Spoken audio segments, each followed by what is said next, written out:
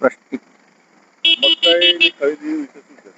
આજ રોજ જે મકાઈની બંગા ફૂંકતા હતા, વાતો કરતા હતા સરકાર દ્વારા કે ટેકાના ભાવે ખરીદી કરવામાં આવશે, લવ લેટરો લખેલા હતા તે પણ કરવામાં આવેલા એ લોકો દ્વારા, તો હજુ સુધી મકાઈ ખરીદી પ્રોગ્રામ ચાલુ કર્યો નથી. અત્યારે ખેડૂતો રઝળી રહ્યા છે. સરકારે મોટી મોટી વાતો કરેલી કે અમે એસએમપી પ્રમાણે ભાવ પ્રમાણે ખરીદી કરીશું, એક પણ દાનો મકાઈ ખરીદી થઈ નથી. ખેડૂતોના ઘરમાં 200, 300, 300 ક્વિન્ટલ મકાઈ પડી રહી છે ને અત્યારે ખેડૂતો વલખા મારી લે છે. બજાર ભાવ વેપારીઓ ભાવનો લાભ ઉઠાવી ખેડૂતો પાસેથી સસ્તા ભાવે મકાઈ ખરીદી કરે છે. અત્યારે અમે પ્રાથમિક માહિતી પ્રમાણે તપાસ કરતા માલુમ પડ્યું બજાર સમિતિ દ્વારા કે ટેકાના ભાવે ખરીદી તો કરવી છે પણ ગોડાઉન ઉપલબ્ધ નથી. તો આ સરકાર મોટી મોટી ખેડૂતો માટે હિતરક્ષકની વાતો કરતી હતી, તો ગોડાઉન એમના પાસે જો ના મળી શકતું હોય તો સરકાર ખેડૂતો માટે શું કરશે એક પ્રશ્નાર્થ ચિહ્ન છે.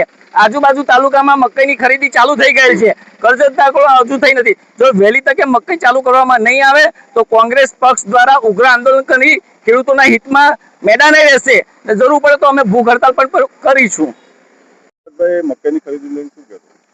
આજ રોજ મકાઈની ખરીદી વિશે અમે એટલું કહેવા માંગીએ છીએ કે ગત વર્ષે વરસાદનું પ્રમાણ વધુ હતું અને લોકો કપાસ, દિવેલાને બધું વાવેતરને બધું ફેલ જતા મકાઈના પાક તરફ ઢળતા મકાઈનું પ્રમાણ વધુ થયું અને એનો માલ મબલક થયો તો ઘેર લોકોને MSPના ભાવ ખરીદવાની જગ્યાએ સરકારે ખરીદતી નથી અને લોકોના ઘરમાં મકાઈ પડી રહી છે. અને બીજા તાલુકામાં અને બીજા જિલ્લાઓની અંદર મકાઈનું ખરીદી કરે છે તો કરજણ તાલુકાને કેમ અરમાયું વર્તન કરે છે?